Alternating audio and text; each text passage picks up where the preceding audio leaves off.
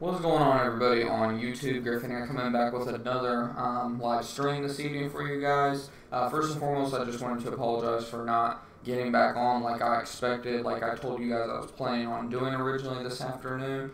As you can probably expect, for those of you that tuned in earlier this morning, obviously I'm sure that it showed I was pretty exhausted. I'm still pretty tired, in all honesty. I did go ahead and watch drip, and actually what I did do is average down. I bought some more right around 10:41, if I recall, between 10:40 and 10:42. I don't remember the exact number, but right around that mark. I waited for it to bounce early this afternoon. It obviously got down pretty low, around like 10:25 for a quick second. I waited for a bounce and hopped on in.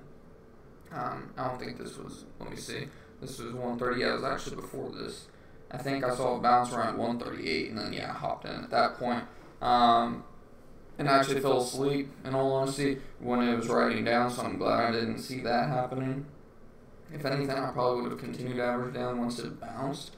I wish I almost did catch that, because I would have averaged down even a little bit more. But I went ahead and bought, I believe, 10 or 20 more shares. I have my Robinhood pulled up. We can check it here in a second if you guys want. But I just wanted to hop on live to give you guys, again, just an overall quick update on where I'm at, what I plan on doing going forward just with my account, because obviously lately I've been using all of my account balance like every other market day. What I think I'm going to do going forward is split my account up in two.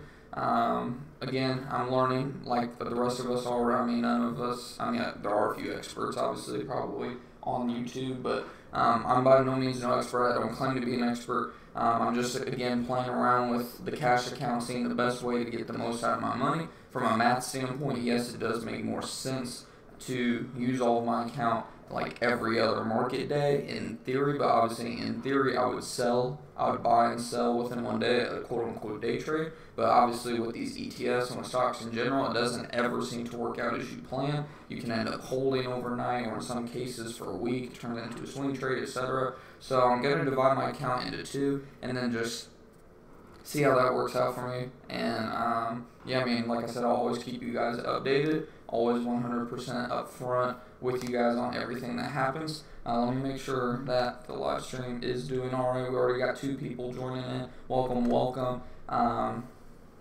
But yeah, again, I apologize for not hopping on in the afternoon. I went and plopped on my bed for about 2 minutes, and before I knew it, I was like out for about 20 minutes, 30 minutes, and I woke up dead tired. I looked over a drip, saw that it was trending, like still going down. I caught it on a bounce. Like I said, I caught it on a bounce, and I went ahead and hopped in around like 10:40, averaged down. My average buy cost is right around 10.50 now, so it's still a little high. I wish I would have been awake whenever it was really riding down here like 10.20s. Then I would have bought it in on the rebound around 10.30. That obviously would have averaged down a little further, but in all honesty, I'm a little optimistic with drip, because now it's above the 1 day on the SMA, like it's above the SMA on the 1 day chart, which obviously we were kind of struggling for most of the morning after we obviously saw a huge push up coming out of the gate. We kind of struggled once we got below the SMA to really get back above it. We got above it and then got rejected and came back down all afternoon, and just struggled really to get back above it. Now that we're above it, what I'm looking for is what's going to happen. It looks like the bids are currently around 10.40, and the asks are, wow, we got a really high ask at 11.86. Wow. But obviously it's after hours, so you have to take it with a slight grain of salt. But I'm a little interested to see what's going to happen early market hours tomorrow. I want to see either a pullback. It looks like we might be seeing a little pullback. Obviously, we got up to like 10.44. And currently it's right around 10.42. I want to see a slight pullback, and I want to see a bounce at or above that SMA on the 1 day. And then also I'm going to go ahead and look at the 5 day really quick, 5, 10, and even 20 day to see how we're looking. We're right around the SMA on the 5 day, which is interesting. 10 day, we still got a lot of room to make up. So like I keep saying, I mean, there's potential for drip to, by all means, quote-unquote, gap up for a decent 8 to 15%. Is that going to happen? Like I said, I'm no fortune teller. I'm not going to say it's going to happen. But I just wouldn't be surprised is all I'm saying. We didn't really see too much movement with drip or gush today. We saw a little bit of movement this morning, around 3 to 4% right out of the gate. I wouldn't be surprised if something like that happens again first thing in the morning, which would be encouraging, obviously, since now I'm holding drip overnight. I guess I'll go ahead and show you guys really quickly what all I do have. Obviously, it's just drip currently. I have 50 shares of drip now. I thought I only had 40, but apparently I have 50. As you can see now, we're around 1040. So I think my average buy cost, like I said, we're around 1050, 1052. So right now it is still at a loss of about 1%, which is not horrible because obviously I see the potential reward versus that potential risk. I mean, we're not down a whole lot. I look forward to, again, like I said, I want to see it bounce off of this SMA on the 1 day or at or above. Pretty much, I'd like to see it bounce about where it is, 1039, 1040, somewhere in there. Just bounce and continue on up in the morning. I'm not really looking forward to do much after hours, in all honesty. I mean, it's already after 7 o'clock. So, yeah, I'm not really looking for nothing else after hours, obviously. But pre-market's going to be a little interesting tomorrow. I'm going to watch what's going to happen /CL. Apparently, drip and gush also kind of go hand in hand. I found this out today with XOP, which is like a, what's the word I'm looking for? Wow, I'm like blanking. But apparently, as this goes down, let me go ahead and look at the 10-day so I don't misspeak here. I'll look at this compared to gush. Yeah, see, I just found this out today, so I might add this like to my watch list to watch because look, it's literally the same. So and believe it or not, I found this out from somebody on StockTwits. So shout out to them for sure. How's it going there, Josh? But are you still holding drip? I want to hear what your thoughts are on drip because I know you bought in a drip at a pretty high cost. Like I said, you shouldn't be worrying or anything.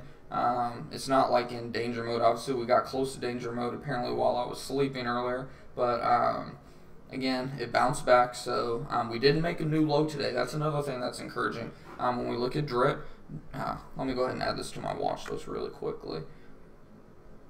I'll probably add it to my ETFs. But when we look at drip today, that's one thing that's encouraging. We did not make a new low for today. Obviously, we hit down to 1015 yesterday. The lowest we got today, if I remember right, is, let's go ahead and look. It looks like some more Hodge twins. Looks like we hit around 1024 briefly. We did get low. We got low quite a few times. There were definitely some chances to average down. Obviously, you never want to buy at the absolute lowest. You want to wait for some sort of bounce. But I went ahead and averaged down. I bought more. Let's take a look on where I forget where I bought some more at. 1041. Okay, I knew it was around 1040 to 1042. So yeah, 1041. I bought a few more. When you look at the chart, didn't mean to hit that one. When you look at the chart, that was roughly right around here. I seen it come down and it bounced. I was looking for it to continue on up past the SMA because as you can see, surely you guys see what I see here. I saw it come up above it. I saw it just briefly go down for a second, and then when I saw it bounce, I thought we were going to go ahead and go back above the SMA. So yes, I kind of did get in at a premature time when quote-unquote averaging down. I could have waited, but obviously you guys know that I was stupid tired, obviously, and I actually fell asleep pretty much right after this. And didn't actually see it go down. Probably a good thing I didn't. But but anyways, yeah, me and my dad are talking about just sleeping patterns because he works overnight shift too. But yeah, I'm definitely interested. Let's see what you said. Yeah, I was watching on the edge of the seat. Yeah, I was even saying, didn't we kind of call out that if it got under 1030, to kind of definitely be, like you said, on the edge of your seat, like just, the good thing is that when it's showing us all signs of oversold, we went ahead and bounced back up. Volume definitely rushed in. and kind of quote unquote saved it. I mean, I wouldn't say saved it, but we saw some good bounces. So I mean, like I said, there were good opportunities to continue to average down. I don't know if you did that. I wouldn't blame you if you didn't. I almost did not myself, because every time I average down, I tend to get kind of shot in the butt. But it looks like it should pay off here. Like I said, I'm skeptical, but I'm optimistic at the same time that we're going to see a little bit of a pullback right now. Apparently it's around 1040, 1042. I look for it again to bounce around that 1040 mark at or above the SMA right around 1037. I look for the SMA on the 1 day. This is the 1 day now. So I look for the SMA to hopefully go ahead and start to continue to trend up. Obviously, hope is not a trading strategy, but it looks like it should. In all honesty, I mean, the volume is there. RSI is not really showing signs of overbought, which is beautiful. Only thing to slightly worry about is that MACD showing signs that it's due for a pullback, or that it is in the process of pulling back, which it is. It got up to like 1044, pulled back to around 1040. So it's going to be interesting to see pre-market tomorrow. I'm not really going to watch too much tonight. I mean, there's going to be nothing really to watch other than you can look at /CL. It's under $67 still, which is pretty good, of course. And obviously you want to watch XOP as well. I don't think that's a futures, though, if I remember right. XOP. If I remember right, that is not a futures. Yeah, that's not a futures. So, why do you want to watch XOP? Again, like I said, look at Gush. Literally, they're like the same chart.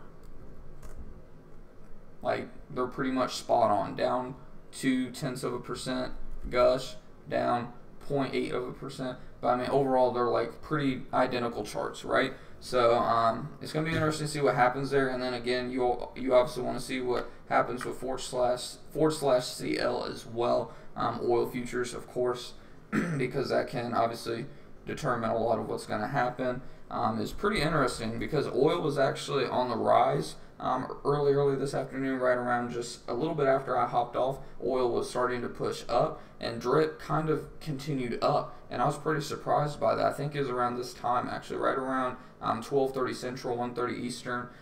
It was a little interesting, and then that was when I found out about XOP, and I was like, okay.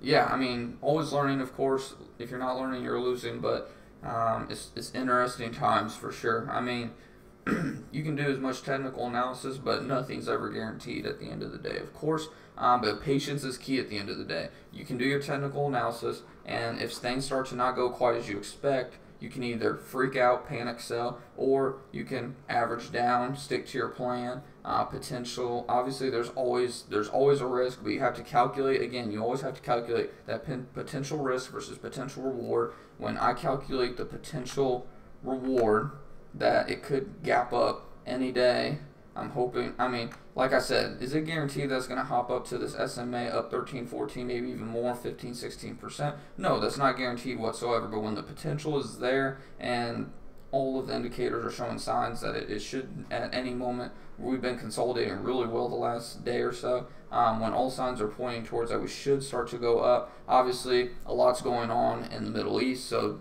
you have to take it with a grain of salt, of course. But when I see that potential reward versus the potential risk, I'm not too worried about it in all honesty. We're getting close to our recent lows. We're not getting close. Like, we've gotten pretty close to the recent low. Obviously, the lowest it got was 931. I don't really see it getting that low. I think we've hit about the lowest drip's going to hit. But again, I could be wrong.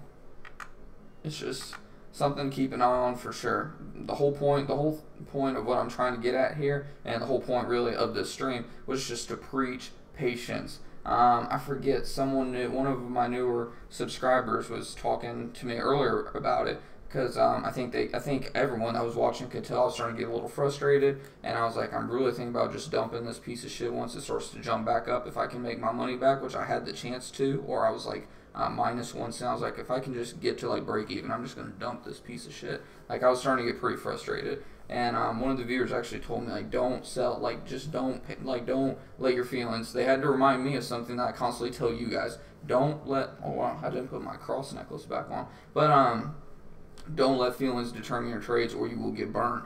And that was just a good reminder for me. Sometimes I have to remind myself, and I'm glad I did, because now it's looking like we could see a bounce again.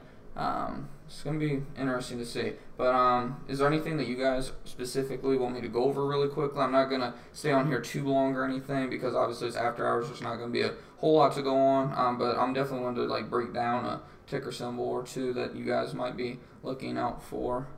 I heard something about steel today. So steel is up over 3% today. This might be a potential good buy. So at one point, steel was up 5% on the day. That's pretty interesting. Has room to potentially go down about 1% or 2. You can see that steel has a lot of day trading, swing trading opportunity. Like say you saw it, you watched it ride down, you waited for some form of confirmation, rode it up. That's 5% in about 2 days. Not too bad. And then obviously today, like the last 2 days here, say you waited for that break above right around the end of the day, rode it up. That's about 4% in 1 day. That's not too bad at all. A lot of potential specifically for day trading here with steel. But I would look for tomorrow some sort of a pullback. You can see the steel almost has a predictable pattern of up day, down day, up day, down day. Yeah, I wouldn't be surprised if this pulls back tomorrow. Be interesting to see. I'm going to go ahead and add this to my watch list, my active watch list. I thought I already had it, but I guess not. When is the earnings? Earnings is on 4/27, so about 2 weeks from now. 4/26, 4/27. So yeah, that'll be the only thing I'm really watching out for with steel. But overall, there's a general support right now, right around, I would say $34, right around 34. I'll go ahead and extend it out a little bit if I can get it right here. And then I'd say there's a decent resistance right around. Now the resistance has kind of gone up a little bit. I would say right around $35 to $36. So I'll go ahead and do that. If I can get it. There we go. So what's the potential? Obviously, am I saying that's going to go all the way down to like 34? No. I'm just saying generally speaking, we can see that it's gone below it a couple times. Every time it does, it bounces. But let's just say in general, get in around like 34. Obviously, you wait for a bounce. Let's say you got in like 34.25 area. Ride it up. You're looking at a 4 to 5% potential. So, like I said, does that mean it's guaranteed? No, obviously not. Nothing's guaranteed, but there is the potential. And on the 180 day, yeah, 180 day. I mean, it'd be a good potential swing trade as well. It started to trend below the 180 day SMA, so I mean, it also has potential room to gap up. I mean, steel's interesting, obviously, with everything going on with the China situation currently. Yeah, this is one I'm definitely going to be watching for sure. I mean, earnings haven't really been too bad. Dividends have been going out as expected. So, and obviously this is like United States Steel Corporation, whatever it's called. But I think I apparently broke this down once before. Maybe not on YouTube, but I did some technical analysis on it myself, apparently. But yeah, and all honesty, I wouldn't be surprised tomorrow if this pulls back. How far? I don't know, but I'm gonna watch it for sure. See what happens. I'll probably go ahead and set an alert actually for if it breaks below like 35.50.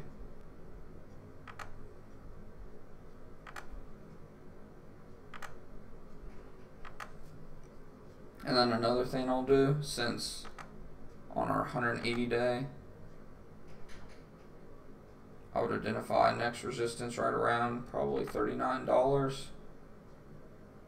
What I'm going to do, if I can get it, I'm going to go ahead and put another one probably right around $37.50 to let myself know that it's still actively trending up. So yeah, I'm definitely going to be watching that. I need to use my alerts a lot more. I'm getting bad about not setting alerts. I haven't set alerts in like a week. I need to start using my alerts again because that's obviously a very good tool. It can help you. Like, yes, I always like to write down what I want to enter at and all that, But when you put alerts, it kind of just helps you out. It keeps your brain from jumping all over the place, especially like going live on YouTube and I'm helping you guys break down stocks, adding stuff to my watch list. It can be easy to kind of get scrambled in my head and kind of just forget my overall plan. So, yeah, I definitely suggest you guys too. If you use TD Ameritrade or whatever you're using, I'm assuming just about everything has alerts. So definitely take advantage of those alerts. They can help you for sure with making trades. New Jersey lawmakers pass raft of bills for nuclear subsidies. I don't really care about that. But yeah, see how we're doing right now. Like I said, we're just kind of waiting on drip. What's obviously not waiting. I mean, we're gonna see what's gonna happen tomorrow. We still got 2 of you watching. I mean, how's it going, guys? Got anything for me really quick? We're going on 20 minutes, so I probably won't stay on too much more longer. Dinner's gonna be about ready any minute now. She said around 6:30. It's about 6:30 right on the dot here now. So yeah, I mean, if there's not any questions or any ticker symbols you all want me to break down really quickly, the ones I'm really looking out for tomorrow, again, steel. I want to see what's going to happen with steel. Obviously that one is very news driven too, of course, but obviously over the last 20-30 days it's been kind of just, am I on the 20 day? Yeah, a 10 day. Let's look at the 10 day. Last 10-20 days we've really been bouncing around here between $34 to $36. So I mean, there is potential, again, like I said, for like 5% profit. So I want to see it pull back tomorrow. I want to see how far it's going to pull back. Lately it's been kind of trending up the last about the last market week, the last 4 or 5 days. So I want to see how far it's going to pull back. I want to see if it's going to bounce around the SMA around 35, 25. That's why I set alert around 35.50. I want to see that pullback. I might go ahead and set an alert to see if it'll make a new recent high. I'll probably set an alert probably around 36.75, and what I'll do is label it as potential new high. So let me go ahead and whatever. But yeah, I mean, if there's no, what was I saying? Before I get off here, again, what we're really looking out for is steel. Obviously, we're still watching drip as well. I want to see what's going to happen with drip and gush. One thing you guys, again, can do is add XOP to your watch list. Why? Because look at it in gush. They pretty much go literally hand in hand with one another. So I'm watching those. Added that to my watch list, obviously. Would definitely suggest you to as well. You do so as well, especially if you're into ETFs. But yeah, other than that, TVIX I'm not really into much on at all. Like I'm watching it as always, but today wasn't really too good of a day. But obviously TVIX, it's the one that always surprises us. So I wouldn't be surprised if this thing gaps up to 10:30 overnight. So I mean, I don't think that's gonna happen, but that one, it never fails to surprise you. But yeah, the ones I'm really looking out for tomorrow, drip, gush as always, and steel as well. Another one I'm going to look out for is JNUG with /GC. I want to see what happens with /GC overnight. Right now it's already down about 0.7, but I want to see what happens overnight with that. I'm not saying that I'm going to like hop in or anything. It's just interesting to see what's going to happen. Obviously, you want to watch the dollar as well when it comes to the price of gold. But wow, look at Seed. Seed was a pretty big mover today. If you're into penny stocks, Seed went up 13% on the day. Finally hopped above the SMA. SMA's been acting as a resistance of late. We're on the 10-day. Let's look at the 5. You can see it got above it and it started acting as support, but consolidating really well because on the 10 and 20 days acting as a resistance. Finally gapped up. I wouldn't say gapped up, but pushed up above it. So now when I want to see what Seed, obviously I don't really like Seed. It's pretty much a turd in all honesty. It might just be a quick pump and dump. It's going to be interesting to see. I want to see what happens with that tomorrow. But I'm not really actively watching that or anything. But PTN as well. PTN's one that has potential for quick day trades. It usually has the most price action, as you can see, in the morning. As you can see, it hopped down. Say you caught it, you wanted to break above the SMA, you caught it on the way up, you got a quick 3 to 4% out of it. And it tends to always, again, do its price action pretty early in the morning, no matter what it's going to do. So as you can see, it sold off pretty early in the morning, continued to throughout the day. started to push up, continued to throughout the day.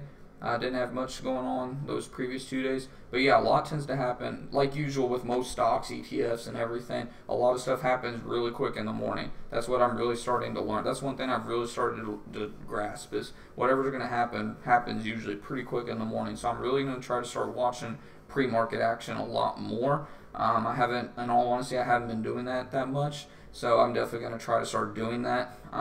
Obviously, I'm going to be at work during pre-market. But like I said, I really don't have to do all that much at work in all honesty. So I'm definitely going to try to watch pre-market action a lot more.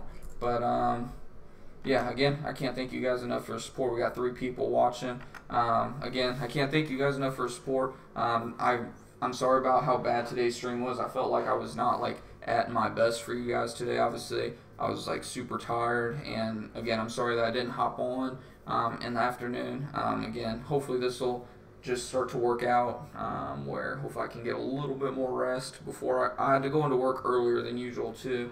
My first night, you always have to go in like an hour early, it seems, whenever you're going to the night shift. So I had to go in at 11. I'm supposed to go in at 12, so I'll get another hour of sleep going in, and hopefully I'll be able to get a little more comfortable and actually get some consistent sleep at the job. But yeah, hopefully we'll just adjust and adapt it with time. But again, I can't thank you guys enough for the support. Hopefully you guys did like this live stream. If you did, definitely make sure to smash that like button. I greatly appreciate that for sure. And if you're new to the channel and just want to network with like-minded people, want to have me analyze different stocks, ETFs for you, again, I go live every single morning now for at least the morning session at the minimum.